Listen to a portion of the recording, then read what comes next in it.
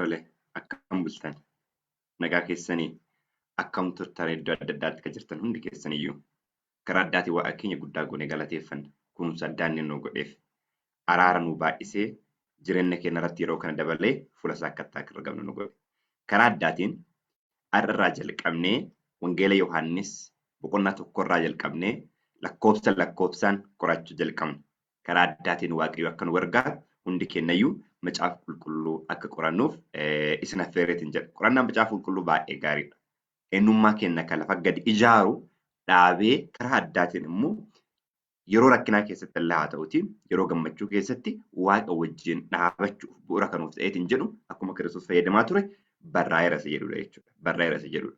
Kanaaf Wangeela Yohaannis karaa addaatiin yeroo qorannu Yohaannis, Yaaqoobii fi Phexros namoota Kiristoositti siqanii jaalala isaa karaa addaatiin baran keessaa isaan tokko. Kanaaf waa'ee Kiristoosii, waa'ee dhugaa waaqaa macaafa Wangeela Yohaannisii keessatti bareechinee argina jechuudha waa'ee kennaa.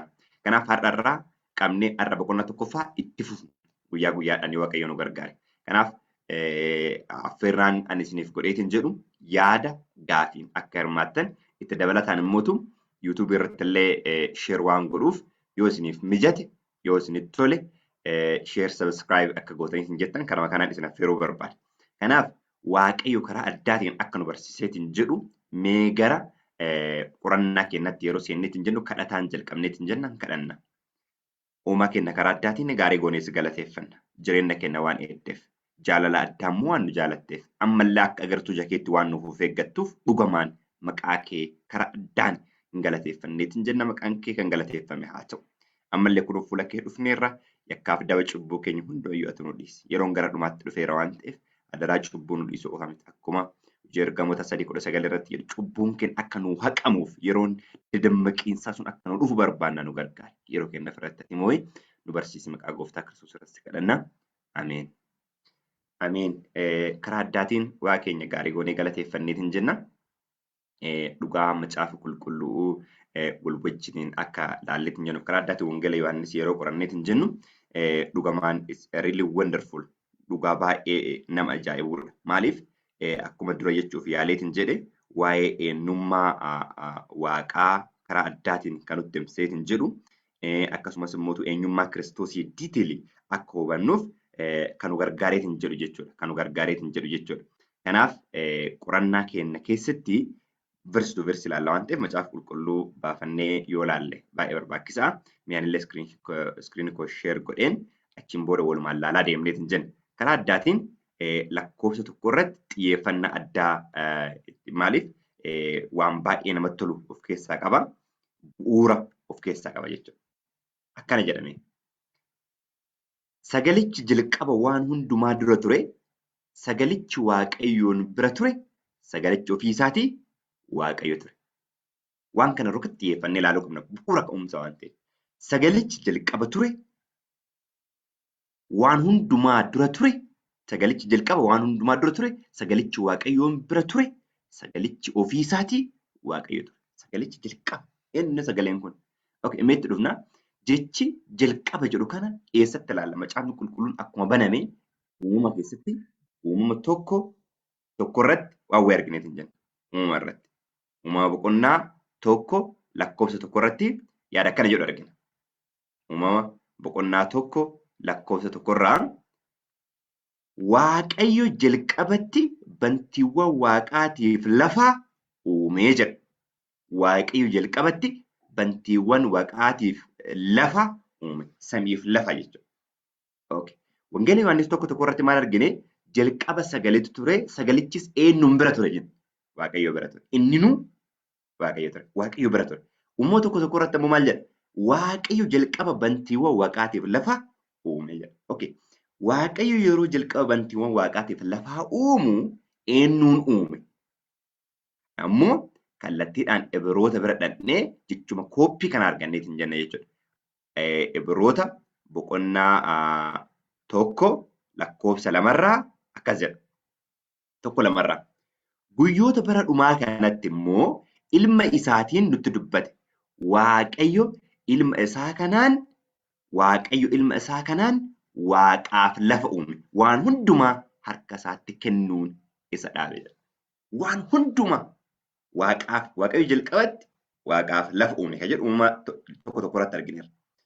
Wangeela Yohaannis tokko tokkorratti immoo jalqaba sagaleetu ture. Sagalichis eenyu bira ture? Waaqayyoon bira ture.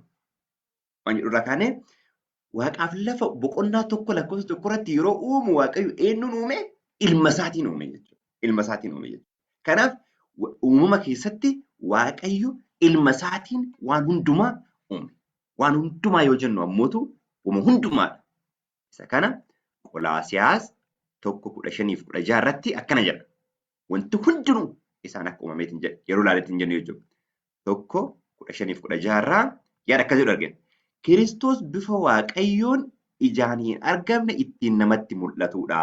Uumama hundumaa dura dhalatee wanti waaqa keessa jirus fi wanti lafarra jiru hundinuu wanti ijaan argamuu fi wanti ijaan hin argamne warri teessoo irra taa'anii fi warri mootummaa qaban warri bantii waaqaa keessa gooftummaa fi aboo qaban jedhamanii sodaatanutu isaan uumaman. Wanti hundinuu karaa isaaf isaan uumame. Karaa isaaf isaan uumame.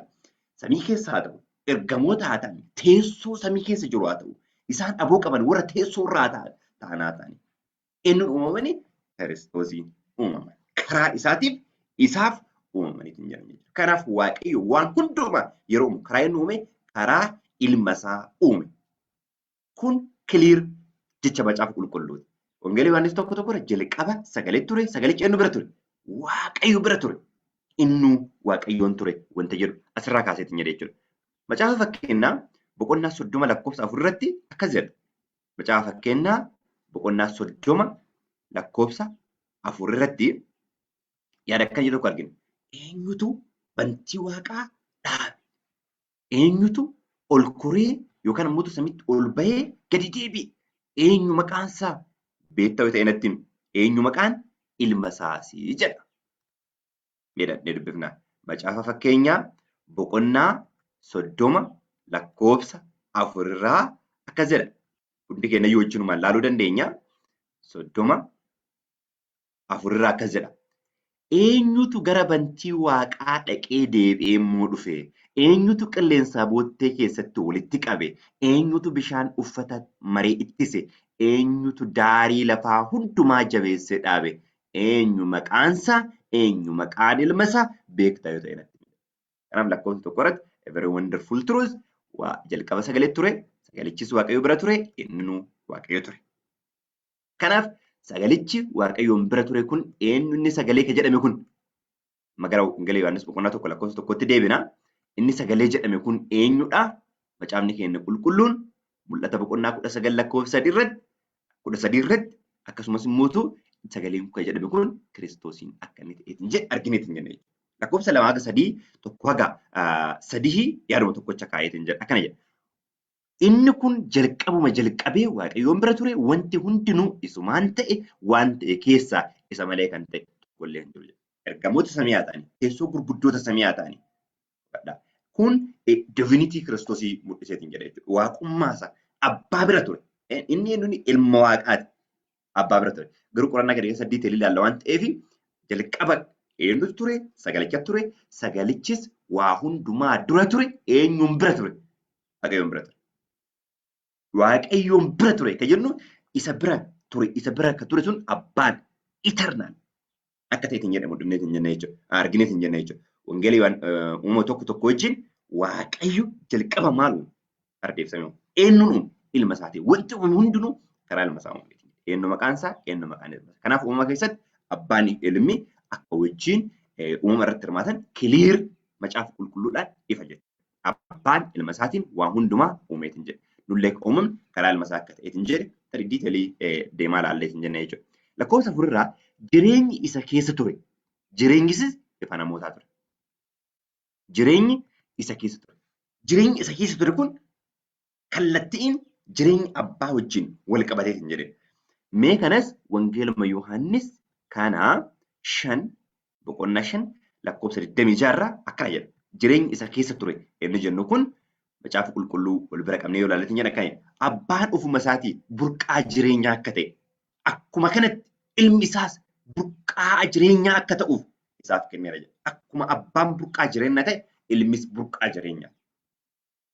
Kanaaf abbaan akkuma ofiitii burqaa jireenya ta'e akkasuma ilmi isaallee burqaa jireenya akka ta'uuf maal isaaf godheera jedha? Isaaf kenneera. Kanaaf abbaanis burqaa jireenyaati, Kiristoosis akkuma abbaa burqaa jireenyaati. Isa kana ergaa Yohaannis isa tokkoffaa baay'ee macaafuma Yohaannis barreesse waan ta'eef macaafa Yohaannis wal bira qabanii yoo ilaallan we can understand more. Maaliif akka inni jechuu barbaade adda baafnee hubanna waan ta'eef. Ergaa Yohaannis isa tokkoffaa boqonnaa 5 ergaa Yohaannis isa tokkoffaa boqonnaa 5 lakkoofsa 11 irraa waan bareedaa tokko argineet hin jenne jechuudha. Boqonnaa 5 lakkoofsa 11 irraa. Inni kun maal jedhaa? Boqonnaa 5 lakkoofsa 11 irratti Waaqayyo jireenya bara baraa nuuf kenne jedha.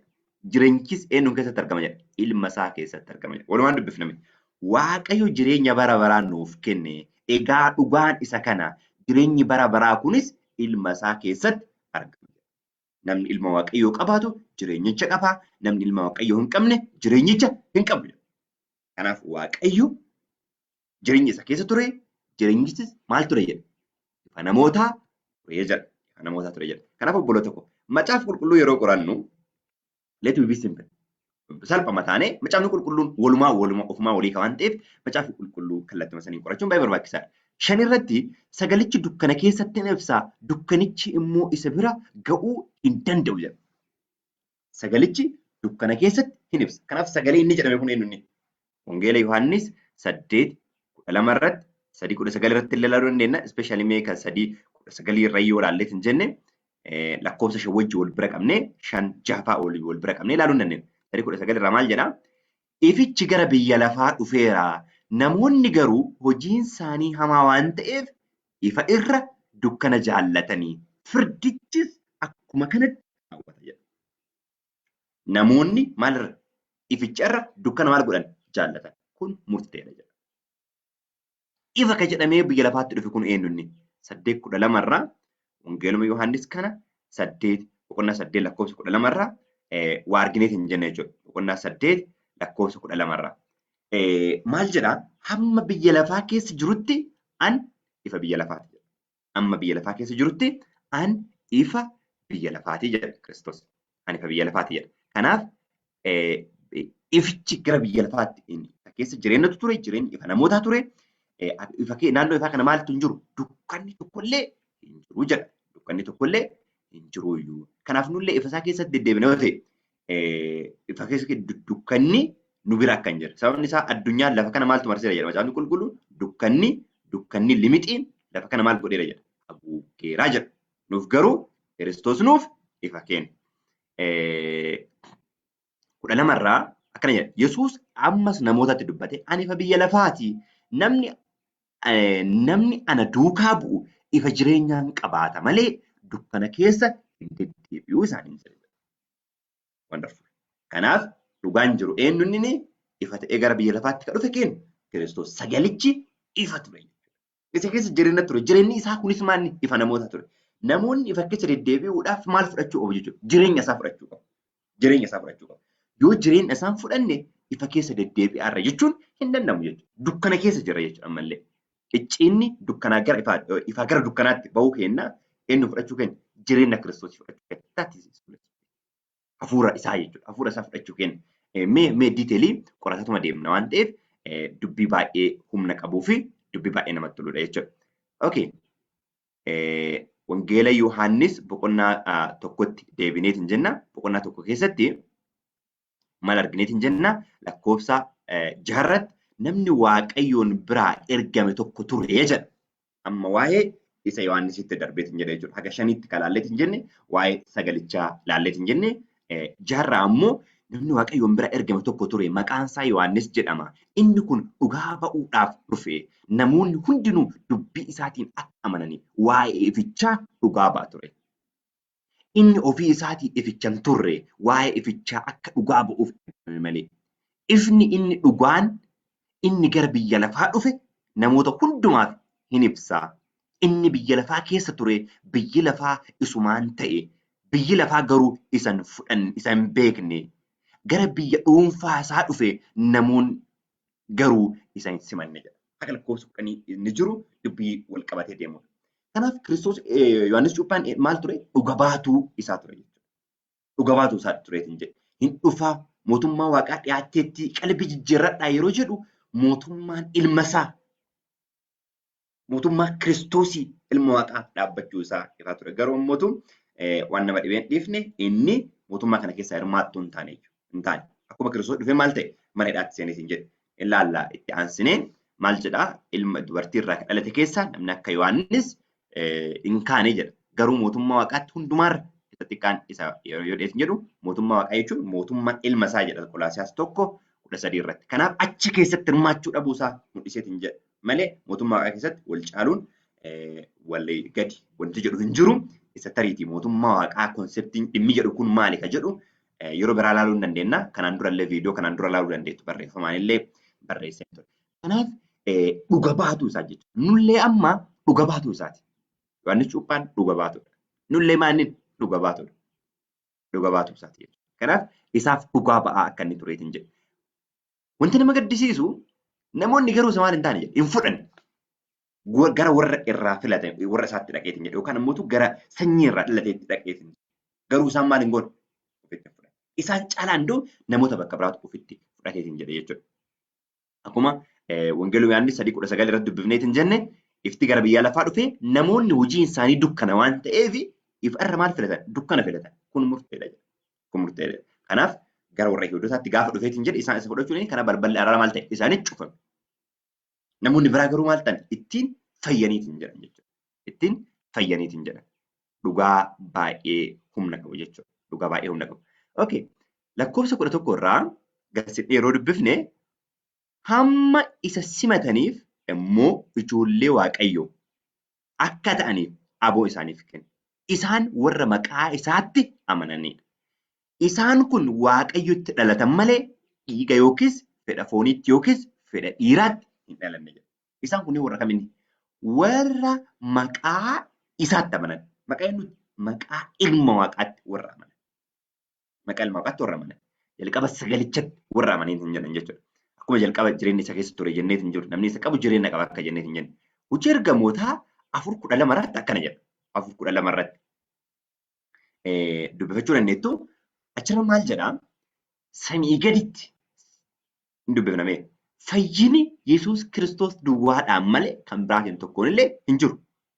Maqaan kan biraa ittiin fayyuun kan nuuf kenname Waaqa jala ilmaan namootaatiif hin kennamne. Maqaan ittiin fayyinu Kiristoosiin ala kan biraa akka hin jirre. Kanaaf warri isatti amanan yookaan ammoo warri isa fudhatan akka maalitti jedha? Dhaloota haarawa. Boqonnaa 3 keessatti maal jedha? Niqoodimoos dhaqee lammaffaa dhalachuu qabda yeroo jedhameen yeroo biraan baane badhinna hin laalla. Lammaffaa dhalachuun hafuurarraa dhalachuun. Hafuurra inni jedhame kun ammootu 1 Qorontos 15:45 irratti hafuura jireenya kennu ta'e kan jedhamu Kiristoos jechuudha. Kanaaf isatti namni dhalate dhaloota haarawa foonitti dhalatee miti. Kiristoos dubartiiniif dhiirri yookaan mootu wal qunnamaniiti miti kan inni dhalateetiin jedhu. Hafuura Waaqaatiin Maariyaamiin irraa akka inni dhalate. Akkasuma namni lammaffaa dhalate Kiristoos irra dhalate fedha fooniitiin akka hin dhalanne. Akka Kiristoos maqaa isaatti amanuun jireenya bara baraa akka namaaf kenneetiin jedhu macaafni qulqulluun kenna ifa godhee lafa kaa'a jechuudha. Ifa godhee lafa kaa'a. Kanaaf karaan dhugaan jireenyi anaa jedha Kiristoos. Anaan ala eenyullee gara abbaatti dhaquu hin danda'u. 14 irraa sagalichi nama foonii ta'e nu gidduu buufate. Nama foonii ta'e foon ta'ee nama foonii ta'ee nu gidduu buufate. Dubbiin kun dubbii baay'ee murteessa. Waaqa tokko jira. Waaqaaf nama gidduu nama ka ta'e Kiristoostu jira. Inni namummaa kennaan namummaa wajjin waaqummaa isaatiin abbaa wajjin walitti qunnamee namaaf waaqa walitti suphee jechuudha. Isaan ala eenyullee abbaa wajjin wal bira hin danda'u. Kun sababni isaa namummaa uffate isa waan ta'eef. Nama ta'ee nu gidduu buufate waan ta'eef. Eenyu? Kiristoos. Ulfina isaa isa ayyaanaa fi dhugaadhaan guute argina. Ulfinni isaas isa inni tokkichi isa inni ilmi tokkichi abbaa isaarraa argatu ture. Kanaaf ulfina kana kan argine kun ulfina tokkichi ilma isaa eenyu biraa argatudha? Abbaa isaa biraa argatudha. Jecha kana wangeela Yohaannis boqonnaa 17 keessatti Kiristoos yeroo kadhata isa dhumaa kadhatutti maal jedheen ture? Yaa abbaa ulfina kanaan dura ardiif samiin uduu hin uumamin si bira qabu tureen maal na godhe jedhaa ture. Kanaaf isaaf ulfina kan kenne eenyu inni abbaadha. Inni ammoo ulfina isaa nuuf kenneetiin jedha. Ulfina isaa nuuf kenneetiin jedha. Wonderful. Dubbii baay'ee namatti tolu.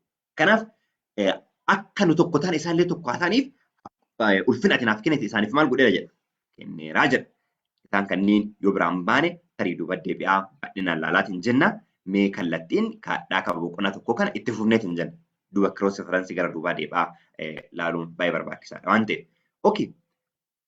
Kanaafi ulfina argine ulfina isa akkamii? Isa ilmi tokkochi abbaa isaarraa fudhatu. Ulfinaaf dhugaadhaan guutee nu gidduutti oofate. Isa kana arginee hin jenne. 15 irratti Yohaannis waa'ee isaatiif dhugaa hin ba'a. Sagalee isaa ol fudhatee inni ana booddee dhufu ana irra caalaa ana dura tureera yoo jedhee waa'ee isaa kanaan dubbadhe kunoo isa kana jedhee. Asirra icciita tokko jiru. Wanti namatti tolu tokko Yohaannis cuuphaallee dura tureera inni. Garuu Yohaannis maal jedhaa ture? Na booddeen dhufa inni an jedhaa ture kunoo isa kana. Inni garuu na durallee tureera jedhee. He is eternal. Yohaannis cuuphaan durallee tureera. Even fuulduratti ilaallaa abbaa qabna abbaa Abiraamii yeroo jedhu Abiraam iyyuu guyyaa kiyya ilaaluuf dhadhaa ture argeerallee itti gammadeerallee jedhee. Abbaa keessan Abiraamiin dura ture hin jedhaa ture Kiristoos. Kanaaf baraabarummaa Kiristoosii asirra argineeti. Jalqabarra wanti uumame lafarra jedhamu hundinuu isaan akka uumameetiin jedhe. Uumaa akka inni ta'eetiin jedhe kana argineetiin jenne. Wanti hundinuu karaa isaatiin akka uumame.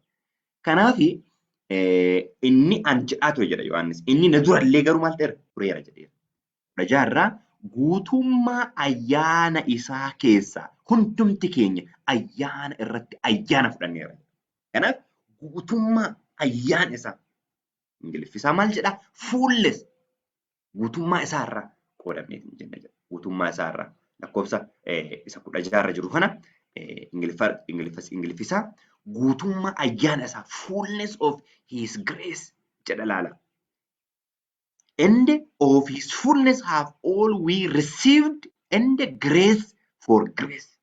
Ayyaana irraa gara ayyaanaatti guutummaa isaarraa fudhanne jedha. Filiphisius keessatti isa keessa maaltu buufate jedha? Guutummaan waaqummaa isa keessa maal ta'e jedha? Buufate jedha. Guutummaan waaqummaa isa keessa buufate jedha. Guutummaan waaqummaa. Nullee isa kanarraa maal taaneet hin jenne? Qooddanneet hin jenne jechuudha. Nullee isa kanarraa qooddanneet hin jenne. Kanaaf ergaan baay'ee namatti tolu guutummaa isaa kanarraa nullee akka fudhanneet hin jenne nullee isaan guuttamnee addunyaatti kallattiin isa mul'isuu akka dandeenyudha. Macaafni qulqulluun keenya kan inni nutti hime 17 seerri Museedhaan kenname ayyaanniif dhugaan Yesuus Kiristoosiin argama.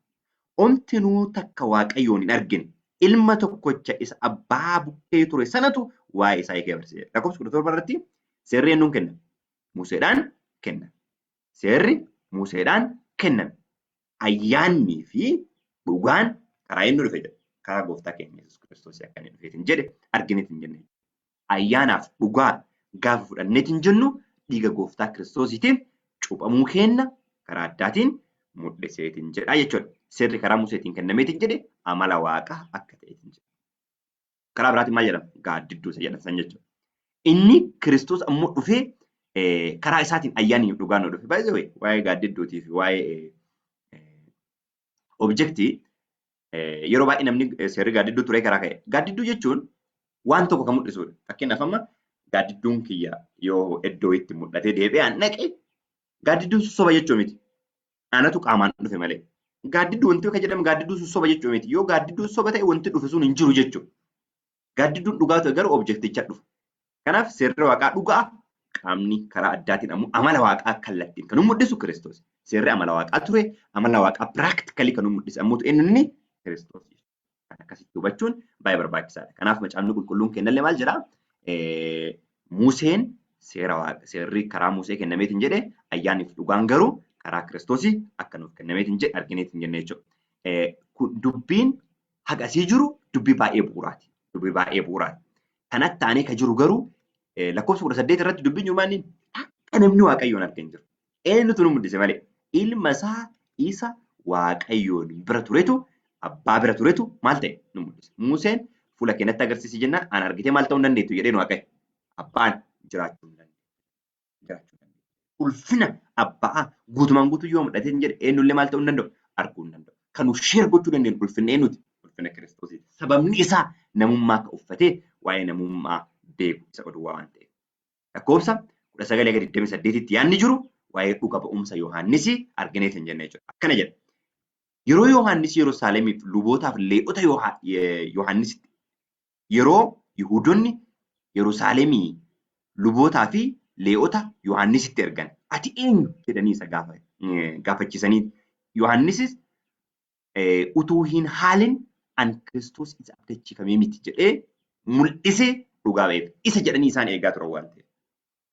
Warri ergamanis deebisanii amma ati eenyu ati Eeliyaasii jedhanii isa gaafatan. Inni immoo waa'u ani isaa miti jedhee isaan ati raajichaaree ittiin jedhan waa'u jedhee deebiseef. Isaanis eenyu ati egaa warra nu erganitti kan deebifnu nutti himi jedhan. Ati eenyu ofiin jetta jedhani. Yohaannis deebisee Isaayyaas raajichi akkuma dubbatetti an sagalee namaa isa karaa gooftaan irra deemu qajeelchaa jedhee lafa onaa keessaa iyyuudha jedhee. Inni kun waa'ee Eeliyaasii wajjin wal qabateetiin jedha. Sagalee lafa onaa keessaa iyyuu kamaal godhu jedheen karaa gooftaan irra adeemu qajeelcha jedheen. Obboloota koo aniifis isinis waamichi nuuf kenname karaa gooftaan irra dhufu qajeelchuuf sagalee iyyuu ta'uu qabaanneeti. Yohaannis Cuuphaan dhufaatii gooftaa Kiristoos isa jalqabaatiif dhalachuu isaatiif karaa ciree qopheesse. Aniifis immoo dhufaatii gooftaa Kiristoos isa lammataatiif karaa ciree qopheesse. Yeroo kana addunyaa eenyummaa Kiristoosii irraanfatte keessatti eenyummaa Waaqaa irraanfatte keessatti eenyummaa Waaqaa iddootti deebisuuf dhiyeena jechuudha. Kana gochuutu nurraa eegama. Yeroo san namoonni waa'ee Waaqaa sammuu isaanii keessaa badee ture. Ibn waa'ee Kiristoosii itti lallabamee ture. Raajii Daani'eel keessa dhalachuu isaa itti dubbatamee ture. Garuu isaan isa fudhachuuf hin qophoofne ture. Kanaaf an isa karaa qajeelchuudha jedhee. Isinoo anoo hundumti kennayyuu of ilaaluun baay'ee barbaachisaadha. Warri isatti ergaman immoo Fariisota keessa turan. Isaan kun itti dabalanii ati Kiristoos yookiis Eeliyaas yookiis raajichi erga hin ta'ini maaliif cuupharee jedhanii isaan gaafatan. Yohaannis immoo an bishaaniin isin cuuphaa inni isin isa hin beekne garuu isin gidduu dhaabataa jedhe. Inni isin isa hin beekne isin gidduu dhaabata jedhe. Iddoo biraatti itti aansinee hin laalla. Inni sun ibiddaaf hafuuraan akkasiin cuuphu yeroo itti dubbataa ture arginee hin jenne. Kanaaf inni isin hin beekne sun isin gidduu dhaabata jedhee waa'ee isaa dubbataa ture. An bishaaniin isin cuuphaa akka kana caala ibiddaaf hafuuraan isin cuuphu immoo hin dhufa jedha. Marqos 1:8 irratti akkasumas mootuu Luqaas keessatti illee iddoo baay'eetti 27 irraa inni ana booddeen hin dhufa. Ani immoo hidhaa kophee isaatii illee hiikuudhaaf nama ta'u miti jedhee isaaniif deebise. Wanti kun hundinuu Yordaanos gama Beetabaaraa iddoo Yohaannis cuuphutti ture. Kanaaf waa'ee cuuphuu isaatiif miti deebiin kenneef maaf cuupharee jennaani waan biraa itti mul'ise. Kana caalaa caalu isin gidduu dhaabata jedhe. Isin gidduu dhaabata inni kan isin argiteen been isatu hafuuraaf yookaan ammoo waan addaa godha jedhee waa'ee isaa yeroo dubbateetiin jedhu argine jenna jechuudha. 29:34tti ammoo waa'ee eenyummaa Kiristoos yeroo inni Yohaannis dubbatu argina. Borumtaa Yohaannis otoo Yesuus gara isaatti dhufu argee ilaa hoolaa Waaqayyoo isa cubbuu biyya lafaa lafarraa fuudhu jedhe. Ilaa hoolaa Waaqayyoo isa cubbuu biyya lafaa lafarraa fuudhu hubadha. Cubbuun biyya lafaa kan lafarraa fuudhamu namni kan ittiin fayyuu danda'u only Kiristoosiin qofaadha. Kiristoosiin ala fayyinsi hin jiru. Sababni isaa jaalalli jibbineellee abbaa wajjin kan walitti araarsu waaqummaaf namummaa deebi'ee kan walitti deebisu isa namummaa uffate isa waaqummaa qabu Kiristoos qofa. Cubbuu addunyaa irraa qabu. Inni kun maalidha? Qalamuudhaan. Ni yaadattu yoo ta'e namni cubbuu ofii yeroo hagii galuuf barbaadu dhiigaan seexanni illee kanuma fakkeessuudhaaf yeroo waan adda addaa dhiyeessan namoonni dhiiga akka jistan barbaada seexannis. Waa malee miti. Icciinni dhiiga keessa jiru waan guddaa waan ta'eef. Kana faallessuu barbaada waan ta'eef. Namoonni waaqa tolfamaa karaa adda addaatti waaqessan dhiiga bifa kana qali, kana godhi, san godhi jedhu. Dhiinni akka jigu barbaada. Isa Kiristoos ittiin nama fayyisu kana faallessuu barbaada waan ta'eef. Kanaaf ilaa hoolaa Waaqayyoo. Isa cubbuu addunyaa irraa maal godhu? Abrahaam yeroo ilma kee aarsaa naa godhi jedhuun ilma isaa yeroo inni aarsaa gochuu barbaadu ilmi isaa aarsaa ta'uu gahuu hin danda'u waan ta'eef of du'a midhadhu jedheen hoolaa. Inni kun eenyuun mul'isa ture? Kiristoos. Kanaaf ilaa hoolaa Waaqayyoo isa cubbuu addunyaa irraa fuudhu. nama ana booddee dhufuun ana irra namni ana booddee dhufu ana irra caalaa ana irra ture hoo jedhee waa'ee isaa kanan dubbadhe isa kana jedheen. Ilaalaa jedheen hoolaa Waaqayyo Yesuus. Ani ofii kootii iyyuu isa hin beekne garuu Israa'elitti akka inni mul'ifamuufan bishaaniin namoota cuuphuu dhufee jedhe. Anuu isa hin beekne jedhe. Garuu isa addunyaatti mul'ifamu waa'ee isaa dubbachuu kootiif bishaaniin isin cuuphaa ture. Yohaannis dhugaa ba'eef. Hafuurri qulqulluun akka guggeetti Waaqa irraa isarra bu'ee hafuu isaa argeera jedheen. Hafuurri qulqulluun akka gugeetti Waaqa irraa isarra bu'ee hafuu isaa argeera jedheen. 32 irratti ani ofii kootii iyyuu isa hin beekne garuu akka inni bishaaniin cuuphuuf na erge sun hafuura qulqulluun isa irra bu'ee hafuura isaa kana argitu. Isa inni hafuura qulqulluudhaan cuuphu jedhee anatti jedha. Hubadhaa ilaalaa. Hafuura qulqulluun isarra bu'ee isarratti hafe. Innis hafuura qulqulluudhaan cuupha jedhee. Dubbii 32 irra jiru kana irra deebinee akka ilaallu barbaada. Humna guddaatu irra jira waan ta'eef. Yohaannis dhugaa ba'eef hafuurri qulqulluun akka gugeetti Waaqa irraa isarra bu'ee hafuu isaa argeera. Hafuurri qulqulluun Waaqa irraa eenyuun irra bu'e? Kiristoosin irra bu'e. 33 irratti. Ani ofii kootii iyyuu isa hin beekne garuu inni akka an bishaaniin cuuphuuf na erge sun hafuurri qulqulluun isarra bu'ee hafuu isaa kan argitu isa inni hafuura qulqulluudhaan cuuphu jedhee anatti. Isa kan hafuura qulqulluudhaan cuuphu hin yaadattu akkuma dura jedhaa ture. An bishaaniin isin cuuphaa inni garuu maalidhaan isin cuupha jedha. Hafuura qulqulluuf ibiddaan yookaan hafuura qulqulluudhaan isin cuuphaa jedhaa ture. Dura garuu inni hafuura qulqulluu maal ta'e? Cuuphame. Hafuura qulqulluu maal ta'e? Dibame. Hafuura qulqulluun isarra maal ta'e jedha? Isarra bu'ee hafe jedha. Isarra bu'ee hafe. Hafuu isaa arge jedha. Ingiliffarraa dubbisuu dandeenya. Garuu jecha kana mee hojii ergamoota 10:38 bira dhaqnee dubbifna. 10:38 bira dhaqnee dubbifna. Hojii ergamoota boqonnaa 10 lakkoofsa 38 irraa akkana jedha. 10:38 irraa.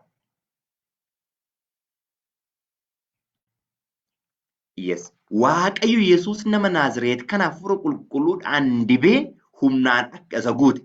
Inni naanna'ee hojii gaarii akka hojjete. Seexanaan kan cunqurfaman akka fayyise. Waaqayyo isa wajjin akka ture beekamaadha. Hafuura qulqulluudhaan isa dibe.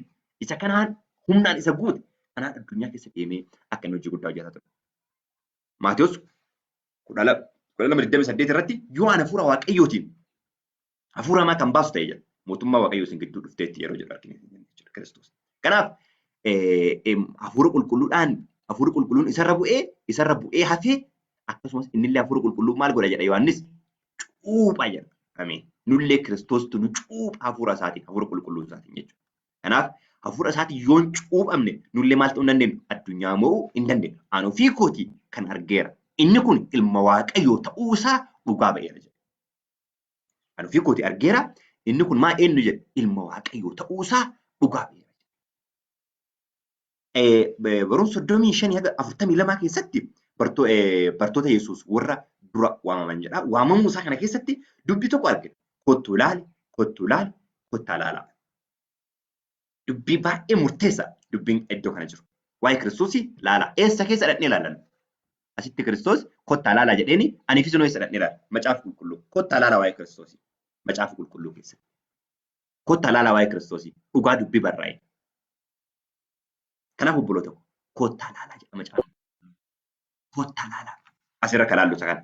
Haga 42 hin dubbisaa. Isinillee walumaan dubbifannaa ilaalaa.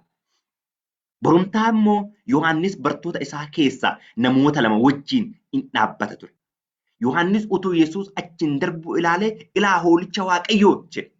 Bartoota isaa lamaan kan dubbachuu isaa dhaga'anii Yesuus duukaa bu'an. Bartoonni Yohaannis lamaan jechuudha. Yesuus garagalee isa duukaa bu'uu isaanii arge. Maal barbaaddu jedhee isaan gaafate. Isaanoo Rabbii eessa buufatte jedhanii deebisaniif. Rabbii jechuun barsiisaa jechuudha. Yesuus immoo deebisee kottaa ilaalaa eessa buufatte jennaan. Barsiisaa eessa buufatte jennaan kottaa ilaalaa jedhee isaaniif deebise. Bartoonni sunis dhaqanii iddoo Yesuus buufate arganii guyyaa sana isa bira oolan. Yesuus isa akka sa'aatii 10 ture. Yeroon isaa akka sa'aatii 10 ture. Bartoota lamaan dubbii Yohaannisii dhaga'anii Yesuus duukaa bu'an keessaa inni tokko Indiriyaas obboleessa Simo'oon Phexros. Indiriyaas dura obboleessa isaa Simo'oon argatee Masiicha argineerra jedhee ittiin. Masii jechuun Kiristoos jechuudha. Indiriyaas Simo'ooniin gara Yesuusitti geesse. Yesuus immoo isa ilaalee edaa ati Simo'oon ilma Yohaannis egaa sichi Keefaa jedhamtee in waamamta jedheen. Keefaa jechuun afaan Giriikiitiin Phexros jechuudha. Phexros jechuun immoo dhagaa hin sochoone jechuudha. Dubbii 35-42 jiru kana keessaa dubbii cuunfaa tokko argina. Ergaa baay'ee namatti tolu. Kottaa ilaalaa. Jalqaba Yohaannis Kiristoosiin ilaalaa jedheen. Aniif isinis Kiristoosiin mul'isuu qabna jechuudha. Kiristoosiin dura isa kana jedhee waa'ee isaa dubbataa ture. Akkasumas namootatti agarsiise. Namoonni dubbii Yohaannisii kana dhageeffatanii faanaa bu'an. Namoota faanaa bu'aniin garuu maal jedheen? Kottaa ilaalaa jedheen Kiristoos. Isaan dhaqanii ilaalan. Achiin seenaan isaanii dhaqanii seenaan isaanii jijjiiran. Isaanis dhaqanii Simoon Phexrosiin waame Indiriyaas jechuudha. Indiriyaas gaafa Phexrosiin waame. Phexros maal ta'e? Inni dhaqe gaafa Kiristoosiin bira dhaqe maqaa isaatu jijjiirama. Obboloota koo Kiristoosiin gara bira gaafa dhaqnu seenaa keenya jijjiirama. Maqaa keenyatu jijjiirama. Inni kaleessa sodduu turre dhagaa jiraataa taana. Gara dhagaa jiraataatti waamtaa jettan jedha. Phexros tokko boqonnaa 2 lakkoofsa 4 irraa. Tokkoffaa Phexros boqonnaa 2 lakkoofsa 4 irratti akka dhagaa jiraataatti gara dhagaa jiraataatti waamtaa. Kanaaf obboloota koo asirratti kottaa ilaalaa waa'ee dhugaa Waaqayyoo. Kottaa ilaalaa waa'ee dhugaa Gooftaa Kiristoos. Kanaaf Phexros maqaan isaa seenaan isaa jijjiirameetiin jedhe jechuudha. Masiicha argineerra jedhanii. Masii jechuun Kiristoos jechuudha. Barsiisaa Rabbii jechuun barsiisaa jechuudha akka ta'e argineetiin jedhe jechuudha. Kottaa ilaalaa dubbiin jedhu baay'ee barbaachisaadha. Gaafa dhandhee ilaalle immoo nullee nama biraa waamna. Akkuma dubartittii Samaariyaatiin jedhe Kiristoos. Namni bishaan kenneef kan irraa dhuge burqaa bishaan jireenyaatu garaa isaa keessaa burqa jedhe. Dubbiin kun dhugama dhuga buutota kanarratti raawwata. Nullee kanumatu nurratti raawwachuu qaba. 43 irraa amma 51tti ammallee mata duree biraa kana wajjin wal qabatee Filiphisius waamicha cheenii wal qabatee deemu wal bira arginu hin jenne jechuudha. Waluma qabnee dubbifna kanas. Burumtaas Yohaannis Galiilaa dhaquudhaaf ka'e. Filiphisius argee na duukaa bu'i ittiin jedhe. Burumtaa Yesuus Galiilaa dhaquuf ka'e Filiphisius maal jedheen? Na duukaa bu'i jedheen. Isaan duraatiin maal jedhaa ture? Kottaa ilaalaa na duukaa bu'i. Dubbii baay'ee namatti toludha jechuudha. Kiristoosiin dhadhnee isa ilaalu amma bara keenya keessatti illee dubbiin kun akkasuma dhugama. Kottaa ilaalaa isa duukaa bu'aa. Dubbii macaafa qulqulluu keessatti Kiristoosiin kalaa. Isa duukaa bu'uun dubbii isaa duukaa bu'uudha. Filiphisius akkasuma Indiriyaasii fi Phexros nama mandara Beetsayidaa ture. Filiphisius kun Nataani'eel argatee isa Museen macaafa seeraa keessatti raajonni immoo macaafa isaanii keessatti waa'ee isaa caafan argineerraa. Inni namicha Naazreet Yesuus ilma Yoosef jedhe. Hubadhaa. Kakuun moofaan macaafni raajotaa macaafni Musee waa'ee nu dubbata waa'ee Kiristoos dubbata. Isa Museen waa'ee isaa barreessa. Isa raajonni waa'ee isaa barreessan isa argeera jedhe.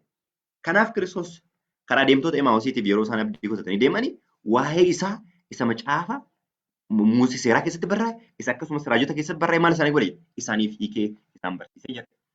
Kottu isa laalta jedhee Nataani'eel waame Filiphisius. Nataani'eel yemmus Naazreet keessaa wanti gaariin ba'uu hin danda'a jedhee Filiphisius hin gaafate. Filiphisius immoo kottu ilaali jedhee deebise. Wanti gaariin hin baha. Deebii Filiphisius deebisa immoo dubbii garaa nama ceebsudha. Kottu ilaali. Eessa buufatte? Kottu ilaali.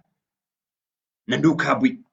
Kottu deemii ilaali jedhee. Wanti gaariin hin baha jennaan waa'ee isaa dubbata. Atu kottu ilaali. Addallee waa'ee dhugaa macaafa qulqulluu. Namoonni waa'ee Kiristoosii qeeqan. Namoonni waa'ee Kiristoosii waaqummaa isaallee morman. Namoonni waa'ee Kiristoos ilma waaqaa akka ta'e morman. Namoonni abbaan tokkicha ilma isaa kan kennine yookaan immoo akka kenne morman. Kottaa ilaalaa macaafa qulqulluu ta'uu jira. Okay. Yesuus utuu Nataani'eel gara isaatti dhufu argee ilaa nama Israa'el isa dhugaa isaa sobni keessa hin jirre jedhee isa dhugaa sobni keessa hin jirre jedhee waa'ee isaa dubbate. Waa'ee eenyu? Waa'ee Nataani'el. Waa'ee Nataani'el yeroo dubbatu maal jedhe garuu inni? Naazreet keessaa wanti gaariin hin ba'a jedhe. Dubbii macaafa qulqulluu keessatti kanaan dura barraa yeroo fayyadamu. Ofiitii miti jecha kana kan inni jedhe. Nataani'el Naazreet keessaa wanti gaariin hin ba'a jedhamee waan barraa yeroo. Kanaaf isa kana nama dhugaa jedheen nama sobni keessa hin jirre jedheen. Kanaaf Nataani'el eessatti na beektaa jedhee isa gaafate. Yesuus immoo deebisee Filiphisius utuu si hin waamin muka harbuu jalatti si arge jedheen. Okay. Akkamitti jechi kun ta'uu danda'e? Akkamitti muka harbuu jalatti arge Kiristoos? Silaa yeroo san namummaa uffateera. Omnipresent, omniscient. Eessattuun argamu iddoo tokko qofatti argama. Nama limitidi. Namummaa uffateera waan ta'eef. Akkamitti isa arge? 51 irratti dubbiin kun hin deebisa. Uumama boqonnaa 38 irra jira waan ta'eef. Meeqa isin dubbifne kanarratti Nataani'el Rabbii ati ilma Waaqayyooti. Ati mootii Israa'elii jedheen. Yesuus ammas deebisee muka harbuu jalatti si arge waan siin jedheef amantaa? Isa kanarra kan caalu iyyuu arguuf jirta jedheen. Itti dabalees dhugama dhugaan isinitti hima. Waaqa banamaa ergamoota Waaqayyoos ilma namaa irra utuu ol ba'anii gadi bu'anii arguuf jirtu jedheen. Ergamoonni Waaqayyoo ol ba'anii gadi bu'uuf jirtu. Ergamoota isaa Yesuus ergamoota isaa ergee Yohaannisitti mul'isee jedhama macaafa Yohaannis yeroo dubbatu. Kanaaf ergamoonni iddoo namoota Waaqayyoon sodaatanii maal ta'e buufatu jedha. Ergamoonni kunniin eenyu irra gabbu'aa ol deebi'u Kiristoos hin Kanaaf meesejii kenna hundumaa eenyuuf kennu Kiristoosiif kenna hin jedhan. Kanaaf Nataani'el illee achitti arge karaa ergamootaatiin yookaan immoo ergamoonni ergaa isaanii iddoo namni Waaqa sodaatu jiru Kiristoositti isaan himaniitiin jedhan. Tajaajiltoota isaa akka ta'aniitiin jedhan. Adhallee nuufillee samiin gaggeeffamnee yeroo deemna ta'e ergamoonni maal nu godhu nu gaggeessaniitiin karaa deemuu qabnuuf karaa deemuu hin qabne nutti agarsiisaniitiin jedhu. Ajaja eenyuti? Yoon Waaqa sodaannu ta'e karaa Kiristoosiin jechuudha. Waa'ee kenna riippoortii kan godhan Kiristoositti. Achirratti illee waa'ee Nataani'el Kiristoositti riippoortii kan godhan hin jedhan ergamoota akka ta'aniif jedhan. Masalaaliin sun Kiristoosiin akka ta'e ergamoonni nama bira dhufuu kan danda'an ergaa geggeessuu danda'an karaa Kiristoositti akka ta'e arginu hin jedhan. Gabaabatti qorannaa keenya guyyaadhaa keessatti Kiristoos eenyu akka inni ta'e sagalichi Kiristoosiin akka ta'e sagalichi Waaqayyoon bira akka ture isaa wanti hundinuu akka uumame inni nuuf jireenya akka ta'e ifa akka ta'e isaan ala fayyumsi akka hin jirre waan bayyaa argineera. Kottaa ilaalaa jedheen xumura. Kanaaf dhugaa kanatti qabannee akka jiraannu Waaqayyo kadhageenye nu haa eebbisu. Kadhata gabaabaa godhee xumura. Gargaarsa jaalalaa nu gooteef maqaan kan kee ulfaatu. Dubbii kanatti qabannee akka jiraannuuf nu gargaari. Maqaa gooftaa Kiristoos irratti kadhanna Abbaa. Ameen. Ameen. Eebbifamaa Waaqayyo isin faana haa ta'u. Ergama kana immoo YouTube irrattis share akkuma dura jedhe subscribe gochuu dandeessu. Qorannaa macaafa qulqulluu waliin qorannutti fufna. Waaqayyo isin haa eebbisu. Yeroo gaarii.